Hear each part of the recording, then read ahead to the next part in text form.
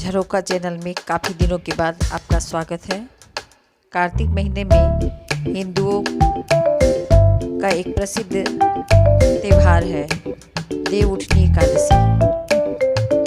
एकादशी के दिन और इस एकादशी का कुछ विशेष महत्व है। एक तरह से इस दिन माना जाता है कि भगवान विष्णु जो शयन में चले जाते हैं योग निद्रा में, वह इसी दिन से फिर जागृत होते हैं और हमारे यहाँ विवाह आदि जैसे शुभ कार्य इस दिन के बाद से प्रारंभ हो जाते हैं। साथ ही साथ एक पौराणिक कथा भी है जो तुलसी विवाह के रूप में इस दिन को मनाया जाता है। जैसा कि आप सभी जानते हैं, तुलसी एक औषधीय पौधा है जो एंटीवायरल होता है और हिंदू संस्कृति में प्रकृति के संरक्षण की बात कहीं न कहीं जुड़ी हुई है, जो बहुत ही वैज्ञानिक है। तुलसी एक एंटीवायरल पौधा है। किसी भी प्रकार के वायरल संक्रमण से ये हमारे लिए बचाव का साधन बनता है।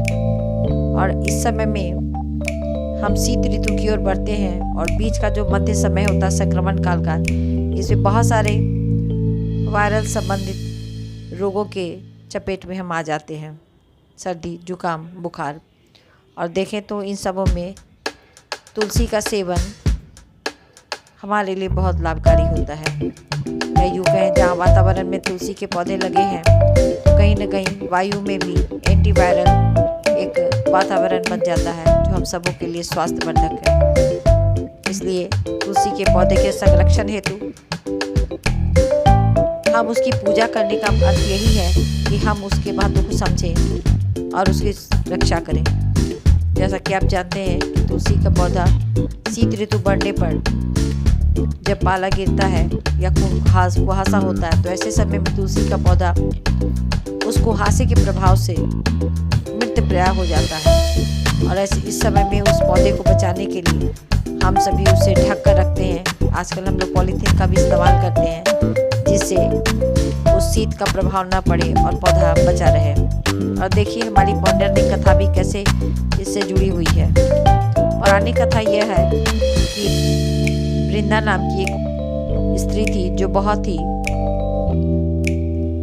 संस्कारी और सती स्त्री थी, पति के लिए एकनिष्ठ, किंतु उसका विवाह जलंधर नाम के एक असुर से हुआ था। और हमेशा ही सुर असुर के बीच संघर्ष चलता रहा है और असुरों के वध के लिए भगवान विष्णु ने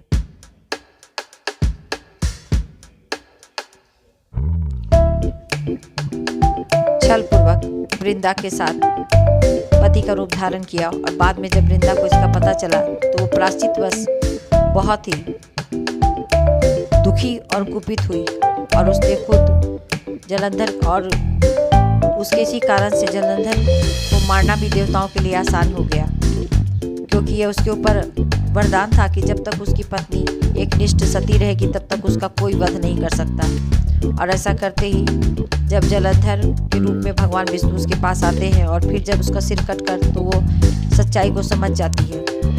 बाद में दुखी होकर वह सती बन जाती है और कहते हैं कि जहाँ पर उसने अपने आप को अग्नि को समर्पित किया था, उसी मिट्टी और राख में एक पौधे का जन्म होता है जो तुलसी का ही पौधा था। और बाद में ऐसा माना जाता है कि आज के ही दिन भगवान विष्णु और तुलसी का विवाह करके तुलसी को सम्मानित किया जाता है। और उसी के स्मरण में आज के दिन तुलसी विवाह किया जाता है। और एकादशी तो सभी को पता है कि इस दिन उपवास रखने का हमारे स्वास्थ्य पर भी बहुत अच्छा असर पड़ता है, क्योंकि भौगोलिक वातावरण में भी हमारी ऊर्जा कहीं न कहीं वैज्ञानिक रूप से हमारे लिए बहुत फायदेमंद होती है। तो आपको कैसा लगा हमारा यह तुलसी विवाह और देव उठनी के जो हमारी संस्कृति से जुड़ी हुई है, हम इसे पूजा करते हैं। यहाँ आप देख रहे हैं कि कैसे घर में गमले में तुलसी के पौधे लगे हैं, साज सज्जा के लिए दीप जलाए गए हैं और हम उन्हें तुलसी माता को जल चढ़ाते हैं, चुंदरी प्रदान करते हैं, सुहाग की चीज चूड़ियाँ, बिंदी और सिंदूर अर्पित करते हैं, भोग लगाते हैं और चुंदरी बांधकर उनके विवाह को करते हैं। धन्यवाद।